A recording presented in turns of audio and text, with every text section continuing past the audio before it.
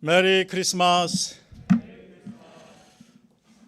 복된 성탄을 맞이하여 경배 예배에 오신 여러분 모두를 뜨겁게 환영합니다. 우리 서로 옆분과 함께 성탄 인사 나누시겠습니다. 우리 메리 크리스마스 인사하시겠습니다.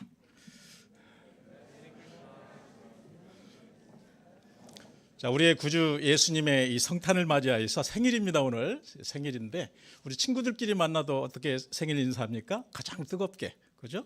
가장 기쁘게. 예수님의 생일인데 더욱 뜨겁게, 더 기쁘게 서로 인사 한번 더 나누시겠습니다. 메리 크리스마스 인사 한번 다시 나누시겠습니다.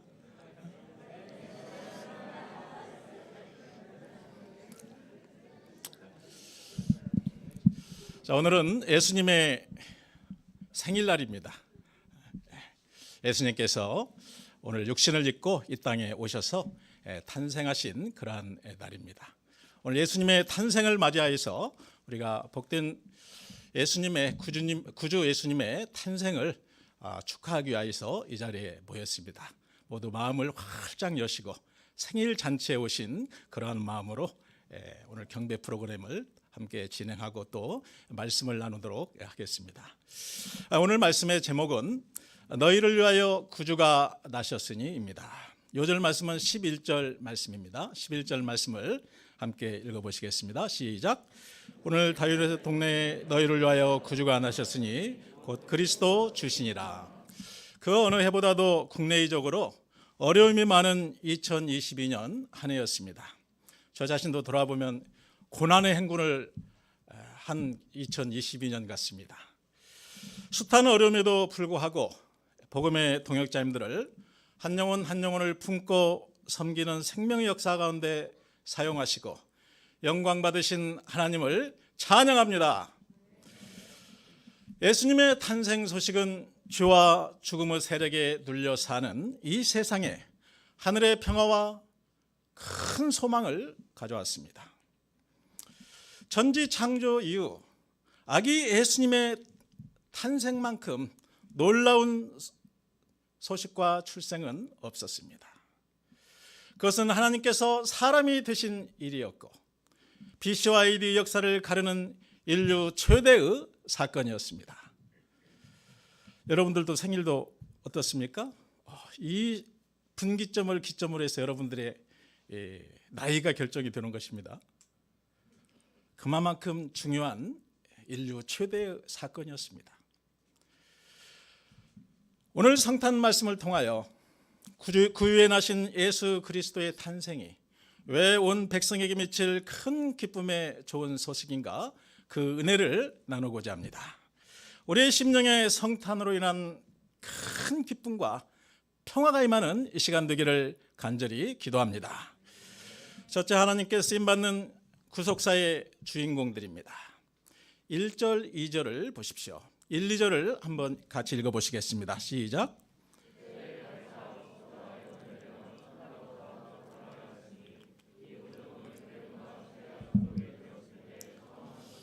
그때 가이사 아우구스토가 영을 내려 천하로다 호적하라 하였으니, 그때란 로마 황제 가이사 아우구스토가 천하를 다스리며 호령하던 때였습니다.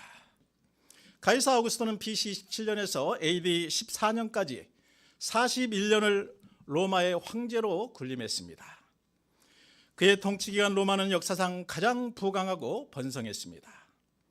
그의 본래 이름은 옥타비아누스였는데 원로는 숭고한 자, 지존자라는 의미에서 그를 가이사 아우구스토라고 불렀습니다. 캘린더의 달력의 8월은 영어로 뭐라고 합니까?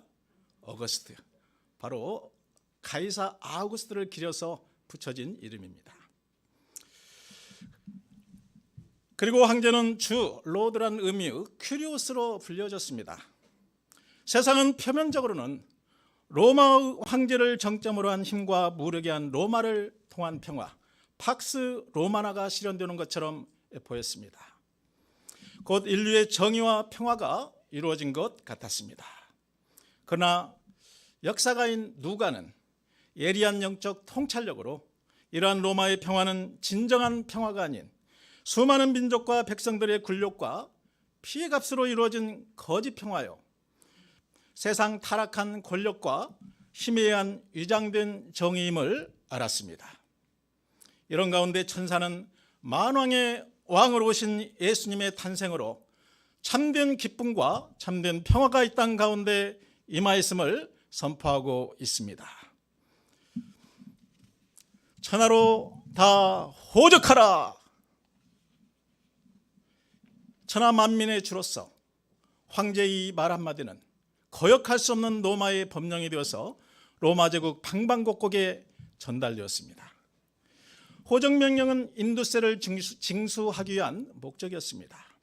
로마 제국의 화려함과 영광을 유지하기 위한 막대한 그 모든 비용을 식민지 백성들에게 부과한 것이었습니다. 호적명령에 따라서 가난한 사람, 병든 사람, 만삭이 된 여인도 고향으로 가서 호적해야만 했습니다. 3절에서 5절을 보십시오. 모든 사람이 호적하러 각각 고향으로 돌아가매 요셉도 다윗의 집 족속이므로 갈릴리 나사렛 동네에서 유대를 향하여 베들레헴이라 하는 다윗의 동네로 그 정원한 마리아와 함께 호적하러 올라가니 마리아가 이미 잉태되었더라. 가난한 목수 요셉도 호적명령에 따라 만삭이 된 마리아를 데리고 베들레헴으로 가야만 했습니다. 나사렛에서 베들레헴까지는 140km 거리로서 만삭의 여자의 몸으로 나기둥에 태워져 여행을 하는 것이 얼마나 힘들고 위험했겠습니까? 세상의 그 어떤 어머니도 임산부의 몸일 때는 극도의 관심과 보호를 받습니다. 그렇지 않습니까? 그러나 만세 그때의 마리아는 조금도 그럴 여유가 없었습니다. 어리신 예수님은 이미 그 태아에서부터 어머니와 함께 고난을 받으셨습니다. 6절과 7절을 보십시오. 같이 한번 읽어보시겠습니다. 시작.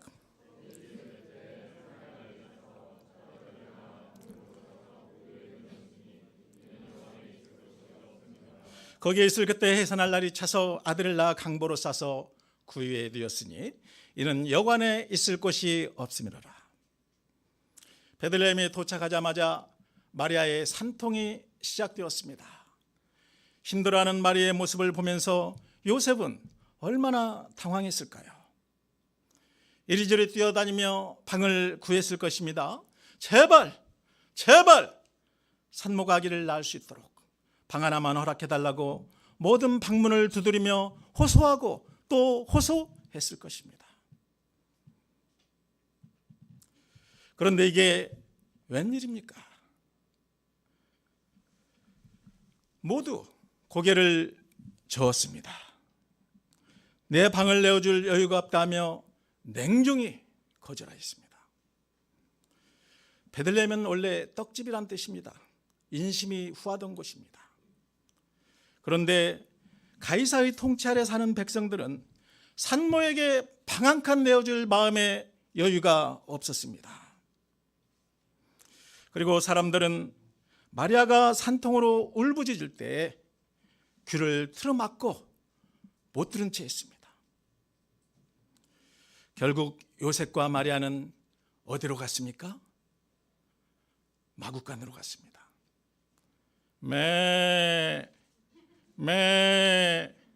저는 어렸을 때 소를 키워봐가지고 소 울음소리를 잘 흉내를 냅니다. 짐승들이 환영하였습니다. 사람들은 다 배척하였지만 짐승들은 환영하였습니다.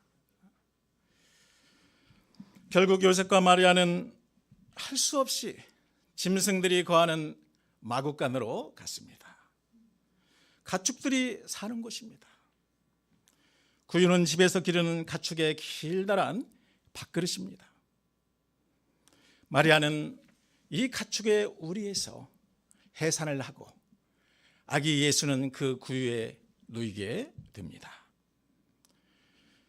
그곳에서 예수님은 사람들의 냉다와 세상의 무지와 무관심 속에서 탄생하셨습니다. 하나님이 육신을 입고 이 땅에 오신 것만도 상상할 수 없는 경이로운 일이었습니다. 그런데 하나님의 아들이시며 인류의 구원자가 이런 모습으로 말구유에 오시다니 이는 있을 수가 없는 일이었습니다. 상상할 수도 없는 일이었습니다. 그 아무리 비천한 자랄지라도 탄생만큼은 특별한 보호를 받습니다. 그 누구도 가축 구유에서 태어나지는 않습니다. 그러나 역설적으로 이와 같은 예수님의 이 땅에 오심과 태어나심 자체가 우리와 같은 죄인들로서는 감당할 수 없는 은혜요 복음이었습니다. 찬송가의 저자는 구유의 은혜를 이렇게 노래하고 있습니다. 그 어린 주 예수 눌 자리 없어 그 귀하신 몸이 구유에 있네 저 하늘의 별들 반짝이는데 그 어린 주 예수 꼬리 위에 자네 꼬리 위에 자네. 이렇게 하나님은 성육신의 몸으로 이 땅에 오셨습니다.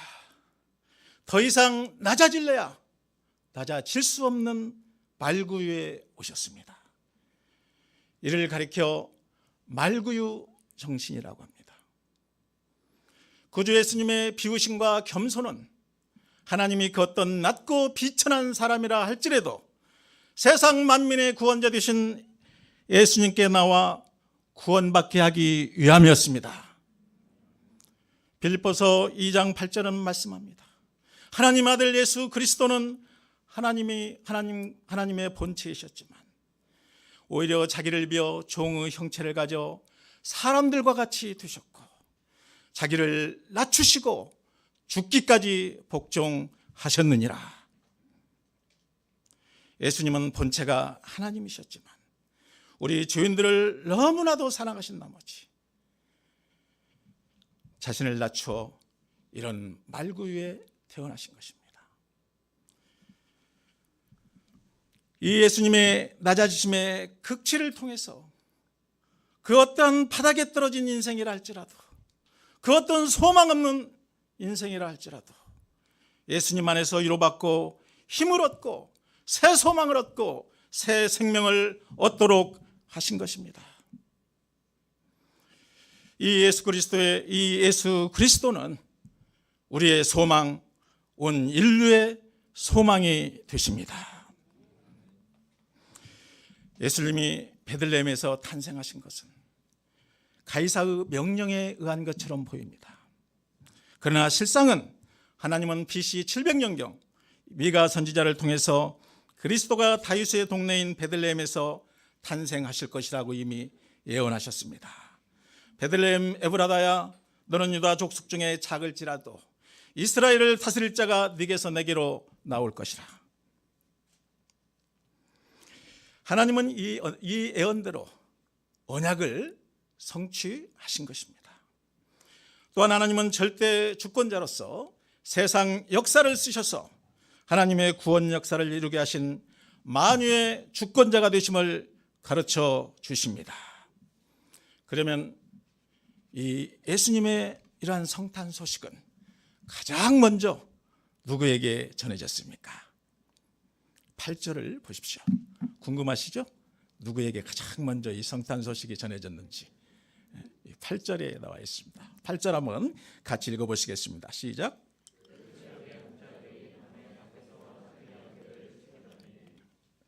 누구에게? 그 지역의 목자들이 밤에 밖에서 자기 양떼를 지키더니. 성탄의 기쁜 소식은 밤에 자기 양떼를 지키는 누구에게? 목자들에게 전해졌습니다. 영적으로 깨어있지 못하고 잠들었던 베들레헴 주민이나 또는 화려한 예루살렘 종교 지도자들에게 전해지지 않았습니다. 이처럼 목자들에게 그 기쁜 성탄 소식을 제일 먼저 천사들이 알렸다는 것은 목자의 삶을 사는 누구들에게? 우리들에게 큰 위로와 격려가 됩니다. 아멘. 이 들녘에서 양치는 목자들이 다 우리들이지 않습니까? 밖에서는 농경지 들판을 의미합니다. 비가 오지 않는 건기에는 목자들이 가축을 이끌고 농경지에 들어가서 밀 추수가 끝나고 남아있는 밑동을 양들에게 먹이었습니다. 성전에 바쳐지는 양들도 이곳에서 양육되어졌습니다. 이런 그들에게 왜 성탄의 복음이 가장 먼저 전해졌을까요? 궁금하지 않으십니까? 왜 가장 먼저 그들에게 전해졌을까? 물론 정확히는 알 수 없습니다. 성경 어디에도 이 부분에 대해서 자세히 설명을 하지 않고 있습니다. 아마도 목자들이 밤에도 깨어 양떼들을 지키는 충성스러운 자들이었기 때문인 것으로 보여집니다. 한밤에 양떼를 지키던 목자들은 세상에서는 인정받지 못하는 자들이었습니다. 그러나 하나님은 이러한 이름도 없이 빛도 없이 충성하는 목자들에게 주목하셨습니다. 그리고 그들에게 아기 탄생의 소식을 가장 먼저 알렸습니다. 저는 이번 주 화요일 저희 키우센터 이남일녀의 어머니로서 전쟁의 포화 속에서 충성스럽게 양떼들을 돌보고 있는 캔두 이리나 목자로부터 다음과 같은 메일을 받고 눈물을 흘렸습니다. 목자님, 오늘 밤은 너무 추웠습니다.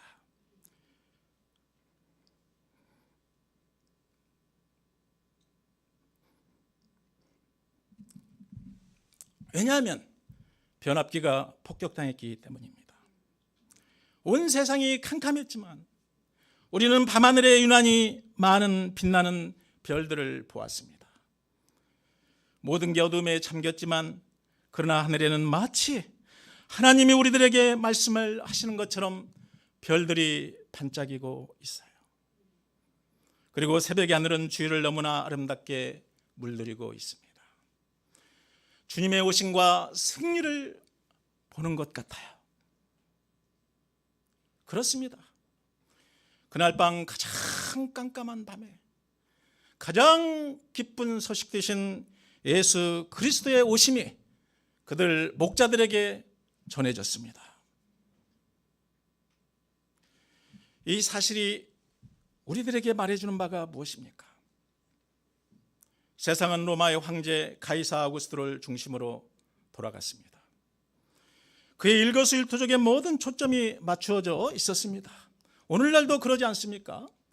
블라디미르 푸틴의 말 한마디, 그의 일거수일투족 온 세계 매스컴이 매일매일 관심을 갖고 촉각을 세우고 있지 않습니까? 그러나 저자 누가는 가이사를 역사적 배경으로 삼고 예수님께 온전히 초점을 맞춥니다. 천하의 가이사를 할지라도 제가 다 찾아보니까 딱 한 줄 써놨더라고요. 2장 1절에 천하의 가이사인데, 가이사 아우구스토 41년간 로마 제국을 호령하고 전 세계를 호령하던 그 사람의 기사는 딱 한 줄 나와 있습니다.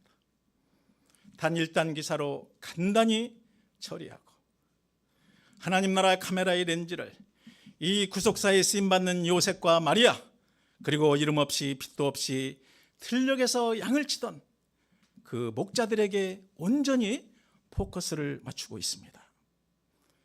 그들의 일거수일투족을 기록하며 구속사에 쓰임받는 자들의 삶을 상세하게 스토리텔링하고 있는 것을 볼 수 있습니다. 이 얼마나 놀라운 사실입니까? 놀랍지 않습니까? 역사의 주관자 되시는 하나님의 눈에는 이 세상의 세속사는 로마의 황제라 할지라도 하나님의 만민 구속 역사를 이루는 데 쓰이는 단순한 배경, 백그라운드에 불과했습니다. 하나님의 관심은 온통 하나님의 구속사에 연관되어 인벌브되어 쓰임받는 그러한 사람들이었습니다. 하나님은 이 인류 구원의 장엄한 새 역사, 즉 BC에서 AD로 이 새로운 구속사의 시대를 여는데 요셉과 마리아, 그리고 이름 없이 핏도 없이 충성하는 들녘에 양치는 목자들을 쓰셨습니다. 하나님은 오늘날도 하나님의 구속사에 쓰임받고자 하는 소수의 믿음의 사람들을 찾으시고 그들을 천하보다 귀하게 여기십니다. 그들이 누구일까요?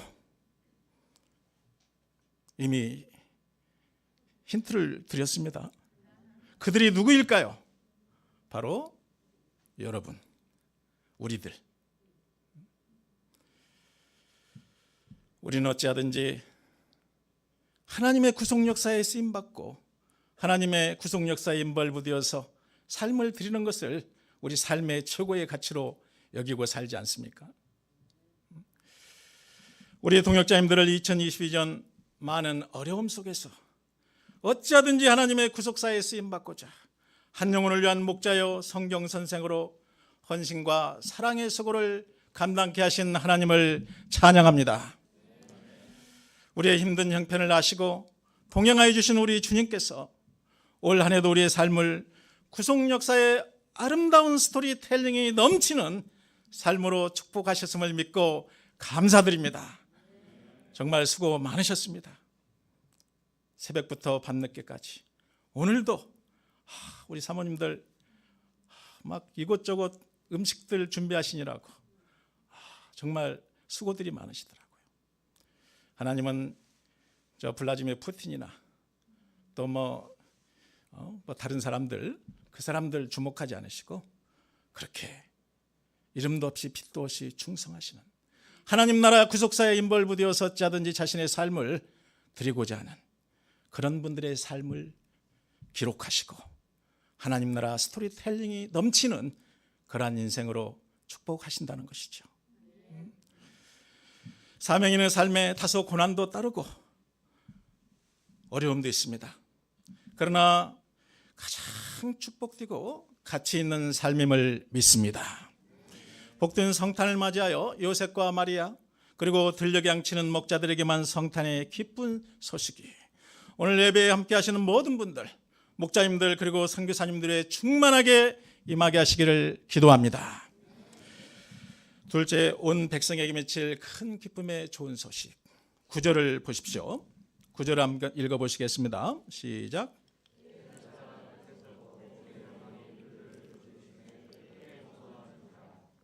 무관심한 세상과는 달리 하늘나라에는 예수님의 탄생에 온통 관심을 쏟고 있었습니다. 주의 사자가 나타났고 주의 영광이 그들을 비추었습니다. 영광은 하나님의 임재 때 나타나는 위엄과 광채입니다.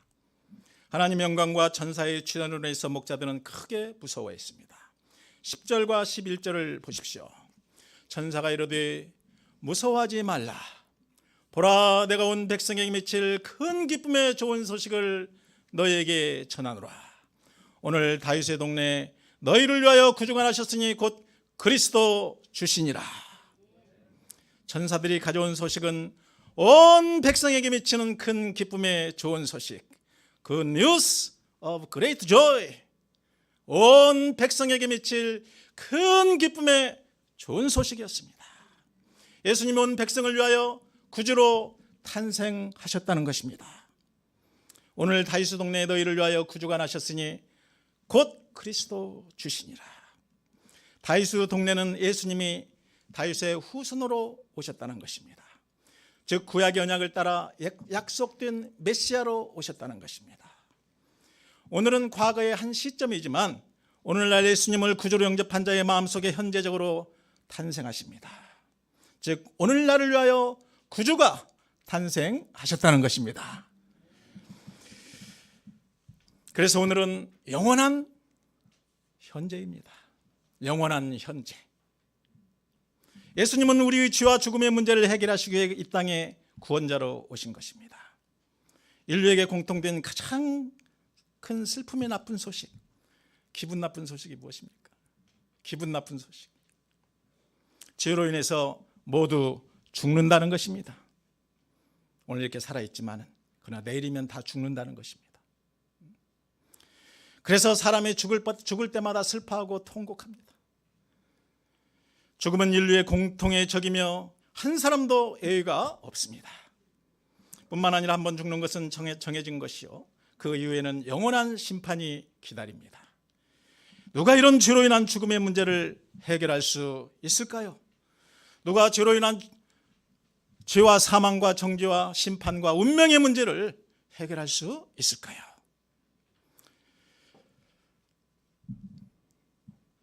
이 세상은 정말 죄로 인해서 신음하고 있습니다. 고통당하고 있습니다. 저희가 조금만 자세히 들여다보면 막 병원이 넘치잖아요. 이건 육신의 질병이지만은 영혼의 질병으로 넘치는 그것은 우리가 말할 수도 없습니다.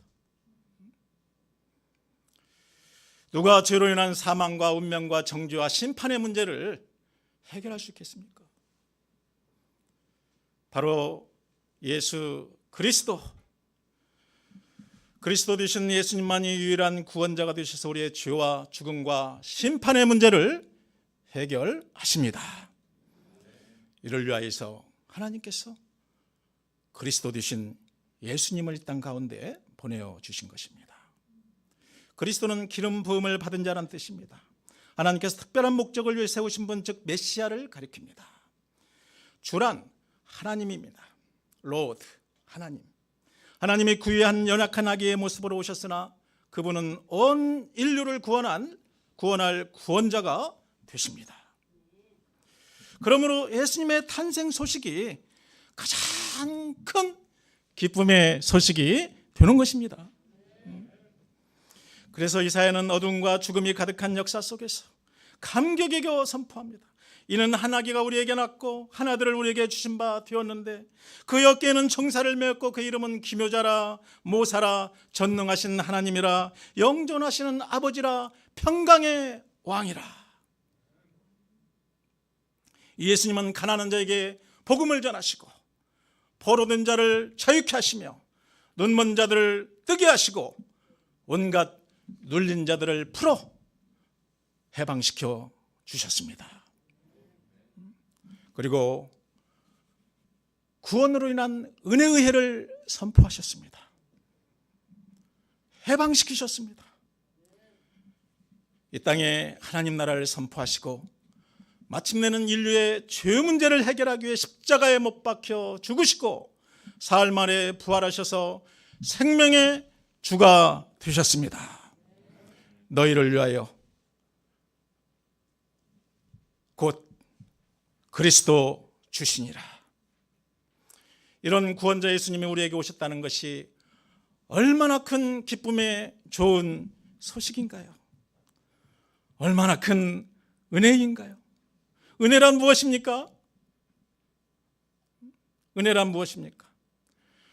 은혜란 바로 우리가 죄인 되었을 때 구원하시기 위해서 하나님께서 먼저 우리를 찾아오셨다는 것입니다. 이것이 바로 은혜입니다.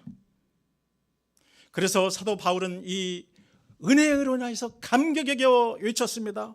미쁘다 모든 사람들이 받을 만한 이 말이여, 그리스도 예수께서 죄인을 구원하시려고 세상에 임하셨도다. 죄인을 구원하시려고 세상에 임하셨도다.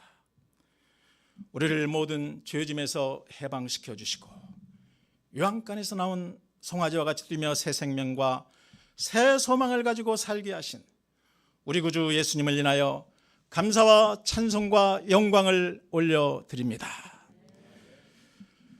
그러면 표적이 무엇입니까? 예수님의 구주됨의 표적이 무엇입니까? 12절에서 14절을 보십시오. 12절에 14절입니다. 한번 읽어보시겠습니다. 12절 14절 시작.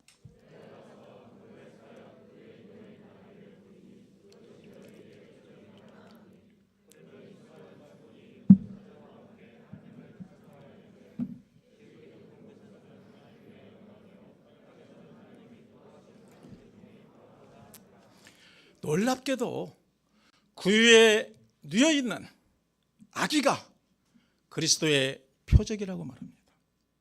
표적이란 무엇입니까? 표적이란 표시, 신호 또는 상징을 의미합니다. 로마 군대의 상징은 무엇이었습니까? 독수리입니다. 러시아의 상징은 무엇입니까? 아시나요? 쌍독술입니다. 로마보 단수 유다는 거죠. 쌍독술이. 그런데 그리스도의 표적은 강보에 쌓여 구유에 되어 있는 악의입니다. 십자가입니다. 겸손과 섬김과 희생입니다. 그런데 여기에 놀라운 생명이 있었습니다. 여기에 참된 구원과 평화가 있었습니다. 하나님의 공의와 사랑이 예수님의 탄생과 구속의 사건으로 완성됨으로 하나님께 영광이 되었고, 구속받은 이 땅의 사람들에게는 참 평화가 임하였습니다.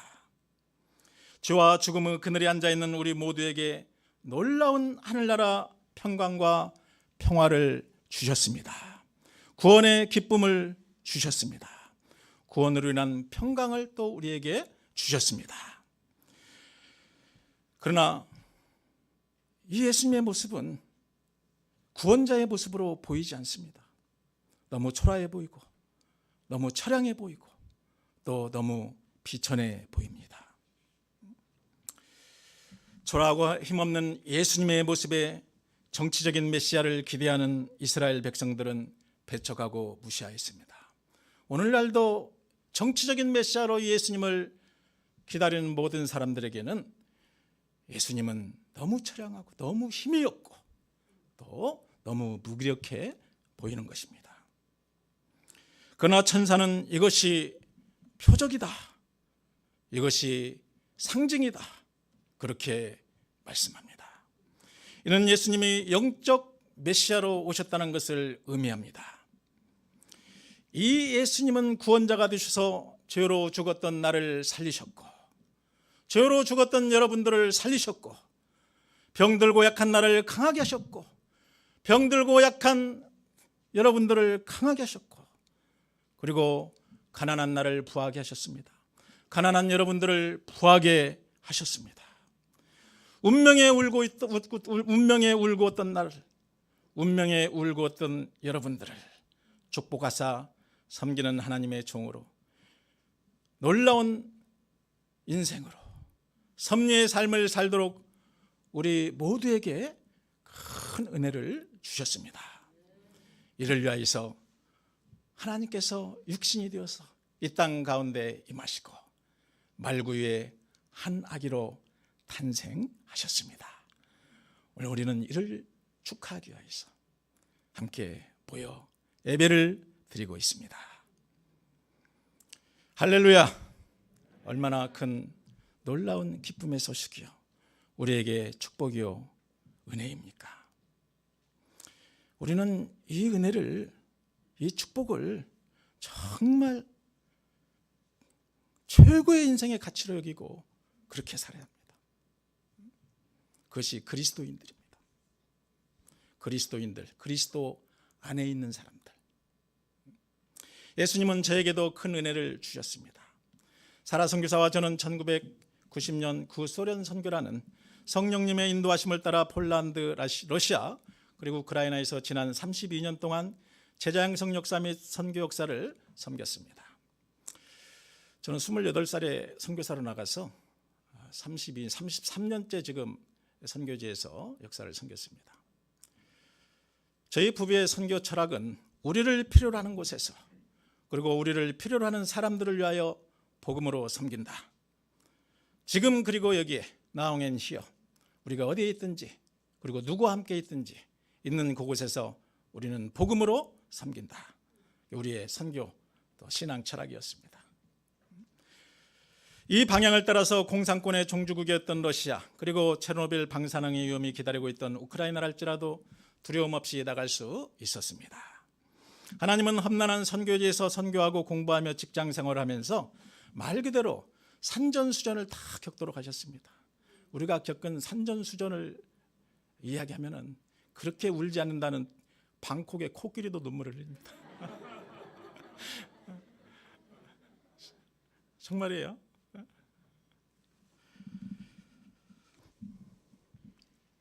그리고 이제는 전쟁으로 인한 미사일, 드론 공격에 대응하는 공중전도 체험하게 하십니다.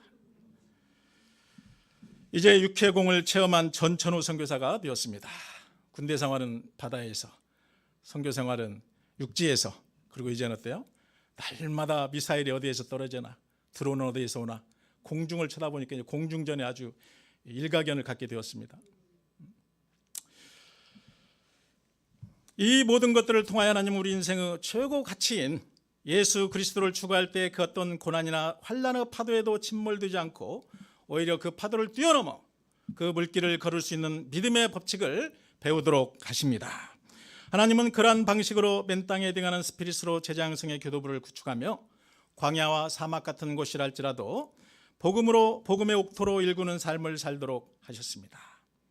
성육신과 말구유 정신을 가지고 눈물과 겸손과 희생으로 슬라브 민족의 교만과 불신의 뿔을 꺾으며 캠퍼스 지성인들을 제자 삼는 사명인의 삶을 감당하도록 도우셨습니다. 슬라브 민족 아시죠? 러시아, 우크라이나, 백러시아, 불가리아, 크로아티아, 슬로바키아, 슬로베니아, 폴란드 다 이 슬라브 민족들입니다. 많은 가정교회가 일어나고 여러 기둥 같은 목자들을 선교사로 미국, 터키, 체코 등에 파송할 수 있었습니다. 센터 건물도 지었고 이제는 또 다른 센터 건립이라는 큰 프로젝트도 맡아 성공적으로 진행하고 있었습니다. 현지 제자들에게 키우 UBF 역사도 안정적으로 이행하였습니다. 이 모든 것이 긍휼히 여기시는 하나님의 일방적인 은혜요, 그 긴 세월을 수많은 고난과 맞서며 말구유 정신으로 섬긴 사라 선교사와 조한나 선교사, 그리고 이러저런 모습으로 동역과 섬김의 삶을 감당하다가 귀국한 여러 선교사님들의 헌신과 희생의 열매였습니다. 그리고 경성센터 동역자님들 및 고 이사무엘 선교사님의 사랑과 기도를 하나님께서 축복하신 것이었습니다. 저는 고 이사무엘 선교사님과의 그 에피소드를 잊을 수가 없습니다. 저는 1999년 그 무렵에 너무 힘들어가지고 제가 이 미션을 그만둬야 되겠다 한 적이 있었습니다. 그때 이사무엘 선교사님이 전화하셔서 딱 한마디 하시죠. 딱 한 말씀. 무슨 말씀인지 궁금하지 않으세요? 딱 한 말씀. 저를 살린 말씀입니다. 궁금하시죠? 네, 이것만 기억하시면은 흔들리지 않습니다. 이사무엘 목사님이 전화하시더니 선교사님, 나와 함께 고난을 받읍시다. 나와 함께 고난을 받읍시다. 저는 그리스도와 함께 고난을 받으십시오 하는 분들은 봤어도 나와 함께 고난을 받자고 하는 얘기 처음 들어봤어요. 근데 그 나와 함께가 그렇게 마음을 울리더라고요. 그래서 엎드려 회개했습니다. 함께 고난을 받아야 되겠다. 저에게 고 이사무엘 선교사님과 전요한 선교사님의 영적 리더십과 멘토링은 큰 영향을 주었습니다. 그리고 시카고 센터의 머더 사라베리 선교사님과 정요셉 선교사님, 그리고 경성센터의 서제임스 목자님과 서경희 목자님은 성육신 신앙과 말구유 정신의 모델로 저를 비롯하여 많은 선교사들에게 큰 위로와 격려가 되었습니다. 우리가 같은 시대에 이런 믿음의 거목들과 함께 동역하며 그 믿음을 배우며 함께 신앙생활할 수 있다는 것은 엄청난 축복이자 특권입니다. 이걸 우리가 깊이 새기면은 우리가 믿음의 거목으로 성장할 수 있습니다. 이런 믿음의 거목들과 우리가 한 시대를 살아간다는 것이 얼마나 큰 축복입니까? 사라 선교사와 저는 예수님을 구원자로 만나고 또한 이 시대에 빼어난 하나님의 종들을 배우며 동역하는 그야말로 축복받은 인생이 되었습니다. 제 소감의 제목은, 라이프 테스티머니 제목은 쪽박찬 인생에서 대박 인생으로 아시네요? 그런 분들 많으시죠? 예수님 만나고, 그죠? 우리 찬영님 그럴 거 아마, 그죠? 쪽박찬 인생에서 대박난 인생으로. 그런데 문제는 이러한 축복의 때에 하나님과 사명 앞에서의 제 자세였습니다. 역사를 이양한 후 그동안 고생 많았으니 이제는 모든 것 다 내려놓고 푹 쉬면서 비즈니스를 크게 일으켜 노후도 좀 즐기고 어려운 선교지들도 돌아보면서 살자는 그런 생각이 들어왔습니다. 끊임없이 낮아져 섬기는 삶을 살아야 하는 힘든 제자양성 사역에 산발 물러나 곡물 사업을 통한 비즈니스 선교라는 새로운 방향을 잡았습니다. 제자양성에 비하면 비즈니스 직장생활 어떻습니까? 솔직히 말해서 식은 죽 먹기 아니에요, 그죠? 제자양성이 그렇게 어렵잖아요, 그죠? 다른 것은 제자 양성을 정말 우리가 하다 보면은 다른 것들은 식은 죽 먹기로 이렇게 보여집니다. 싶은 생각에 열심히 일하니 곡물사업 비즈니스의 대로가 열리는 듯하였습니다. 이렇게 본격적으로 진행하면 3, 4년 내에 한국에 집도 사고 사무실도 낼 수 있을 것 같았습니다. 그런데 문제는 저의 마음이 하나님과 말씀 그리고 사명으로부터 멀어져 자꾸 어디로? 콩밭으로 간다는 것이었습니다. 제 비즈니스 아이템 중에 하나가 콩이거든요. 멋진 승용차를 몰고 광활한 해바라기 밭을 질주하면 영화 해바라기 주인공이 된 듯 착각하기도 하고, 소피아 로렌이 주연한 해바라기 영화가 우크라이나에서 촬영됐습니다.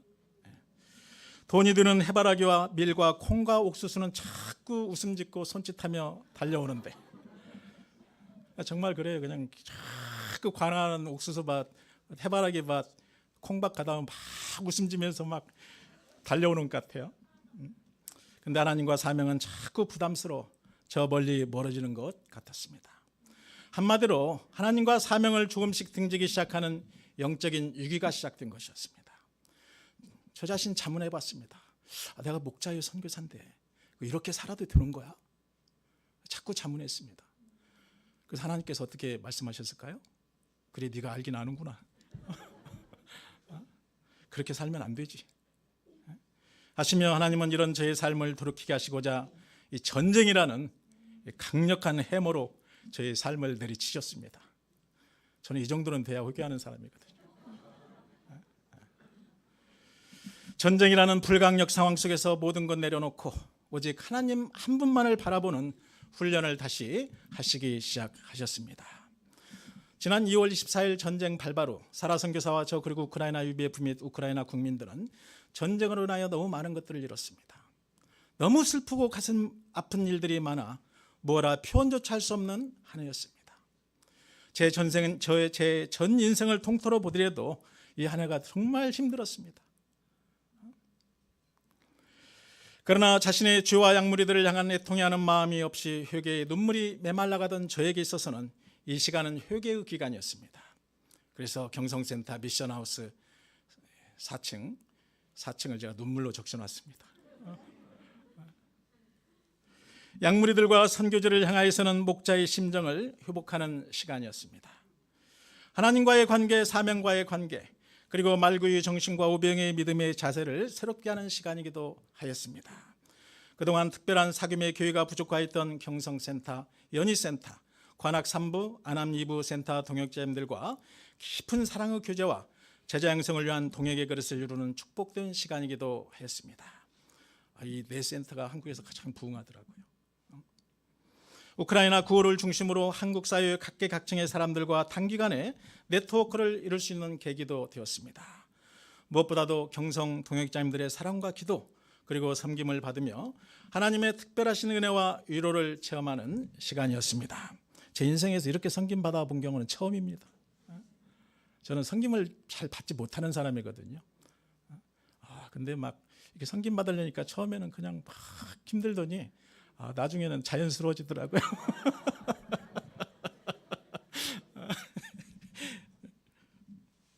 사라 동역자는 한 차례, 그리고 저는 두 차례에 걸쳐 전쟁 중에 우크라이나를 다녀왔습니다. 두 번째 방문은 너무 위험하였습니다. 하나님과 선교지 약무리들로부터 멀어진 삶의 자세를 회개하는 마음으로 80여일 동안 우크라이나를 신방하여 샬롬, 평강, 우크라이나를 선포하며 기도하였습니다. 공습과 정전, 그리고 단수 등의 위험과 어려움 속에서 피난에서 돌아온 일부 UBF 동역자들과 3일상 말씀과 출애굽기 말씀 전체를 유학식으로 함께 공부하며 어려움 때에 전능하신 하나님께 대한 믿음과 말씀을 붙들고 일어서도록 격려하였습니다.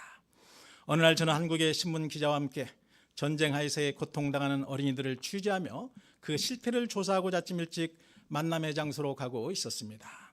바로 지근거리에서 7발의 미사일이 떨어져 화염을 내뿜으며 폭발하였습니다. 그때 그 영상 보내드렸죠. 하루하루 공습에 대한 긴장과 정전으로 인한 추위, 그리고 단수의 어려움 속에 있는 형제 자매들과 어린이들을 남겨놓고 다시 출국하게 되니 마음이 아팠습니다. 폴란드를 거쳐 돌아오면서 폴란드 아우슈비츠 수용소에서 일어났던 나치 히틀러의 죄악이 이 시대에도 얼마든지 가능한 것이구나 하는 생각 때문에 돌아오는 내내 잠이 오질 않았습니다. 하나님의 공의와 정의, 자유와 민주, 그리고 인륜과 양심의 이름으로 이러한 가치를 파괴하고자 하는 사단의 세력으로부터 그 가치를 지켜내고자 하는 처절한 가치 싸움과 영적 전쟁에서 승리하기 위해서는 얼마나 말씀에 깨어 시대를 분별해야 하고 기도에 깨어 있어야 하는가를 깊이 묵상하는 신방길이 되었습니다. 이 시대의 베들레헴의 구유는 어디일까요? 이 시대의 베들레헴 구유, 우크라이나입니다.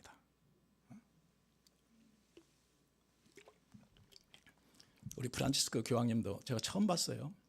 2번이나 우크라이나를 말씀하시면서 눈물을 막 흘리시더라고요. 어깨를 들먹이시면서. 그리고 말씀하시더라고요.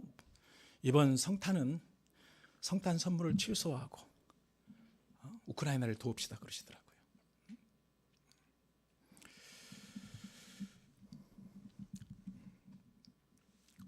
이 시대의 베들레헴의 구유는 우크라이나입니다. 우리 한국을 비롯하여 전 세계 모든 기독 신앙인들이 이번 성탄을 맞이하여 샬롬, 평강, 우크라이나를 위하여 기도하고 그곳에 고난의 적극 동참하게 된 것을 감사드립니다. 전쟁과 흑암의 땅 우크라이나, 그리고 러시아. 어떤 분이 저한테 물어보더라고요. 러시아 미워하세요? 선교사님이 많은 인터뷰도 하고 또 글도 이렇게 막 신문 같은 데 내고 러시아를 좀 미워하는 것 같아가지고요. 러시아를 미워하세요 그러더라고요. 전 러시아를 미워하는 게 아니고 블라디미르 푸틴을 미워합니다. 전 러시아인을 정말 사랑합니다. 정말입니다. 푸틴을 미워하죠. 왜냐하면 사단의 대리인 역할을 하고 있잖아요. 지금 전 세계에서. 생명의 전쟁과 흑암의 땅 우크라이나, 러시아, 그 땅의 국민들에게도 오늘 다윗의 동네에 너희를 위하여 구주가 나셨으니 곧 그리스도 주시니라. 생명의 복음이 울려 퍼지게 하시길 간절히 기도합니다. 그 땅에도 평화가 오게 하시며 하나님의 나라가 임하게 하시길 간절히 기도합니다. 결론적으로 오늘날 각박한 세상 사례와 전쟁, 그리고 온갖 질병들로 영육간의 시달림을 받고 있는 이 시대 영혼들을 위하여 오늘날 예수님이 말구유한 아기로 탄생하셨습니다. 세상에서 기쁜 소식을 찾고자 하다가 모두 절망하고 있는 이때 우리 구원자로 오신 예수님을 새롭게 영접하셔서 큰 기쁨과 평화를 누릴 수 있기를 기도합니다. 또한 이 기쁜 구원의 소식을 이웃들과 나누는 삶을 사시며 이 복음으로 인한 영원한 기쁨과 평강이 이번 성탄과 나아가 2023년 내내 여러분 모두와 함께, 우리들 모두와 함께 하시기를 간절히 기도합니다. 요절 말씀을 다시 한번 읽겠습니다. 요절 11절 말씀입니다. 시작. 오늘 다윗의 동네에 너희를 위하여 구주가 나셨으니 곧 그리스도 주시니라. 오늘 다윗의 동네에 너희를 위하여 구주가 나셨으니 곧 그리스도 주시니라. 기도하시겠습니다. 주님, 오늘 너희를 위하여 구주가 나셨으니 곧 그리스도 주시니라. 귀한 복음을 주시니 감사와 찬송과 영광을 드립니다. 저희 모두의 삶을 기쁨과 평강, 샬롬이 가득한 성탄과 2023년으로 축복하시고 주의 은혜가 넘쳐 흐르게 하옵소서. 이 땅에 불우한 이웃들에게 이 성탄의 은혜가 함께 하시고 저 전쟁의 땅 우크라이나와 러시아에도 샬롬, 하나님의 평화가 임하게 하옵소서. 이를 위하여 말구의 평강의 영화로우신 존귀하신 우리 주 예수님의 이름으로 기도합니다. 아멘.